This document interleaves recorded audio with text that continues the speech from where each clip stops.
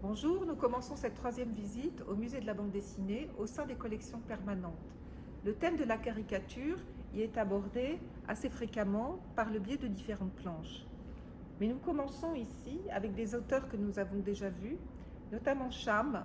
Cham qui est un caricaturiste, dessinateur, illustrateur satirique, qui va illustrer de très nombreux livres. Il commence à publier en 1839 chez Aubert des livres qui sont lithographiés, et ce sont toujours des histoires drôles qui représentent les mésaventures d'un personnage, qu'il s'agisse de Monsieur la Genisse, Monsieur la Mélasse, ou bien les aventures de Télémaque, fils d'Ulysse, par exemple, que nous avons en haut dans la vitrine.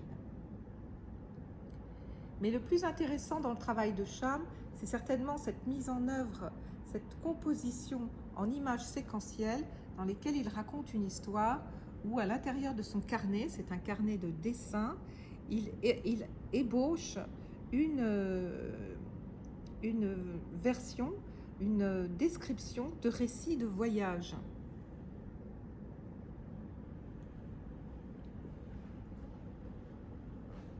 L'inventeur de la bande dessinée, le père de la bande dessinée, est Rodolphe Töpffer.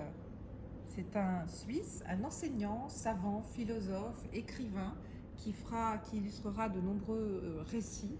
Töpffer est excellent dans le dessin et souvent son dessin est très drôle. Il va donc raconter tout ce qu'il prend en quelque sorte comme objet, s'adresse à la jeunesse mais aussi aux adultes, et il veut éduquer par l'image, et donc il raconte des histoires en les montrant d'une façon divertissante.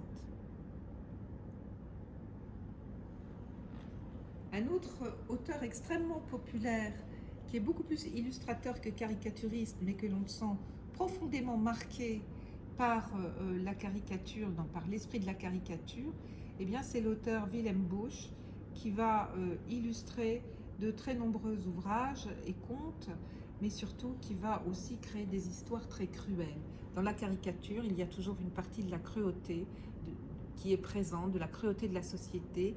C'est toujours un petit peu chez Willem Busch, puisque ça s'adresse à des enfants et au public populaire. Ce sont souvent des histoires qui sont morales et qui donc se finissent même très très mal. Par exemple, Max und Moritz, ou alors ici les voisins hostiles, Die feindlichen Nachbarn.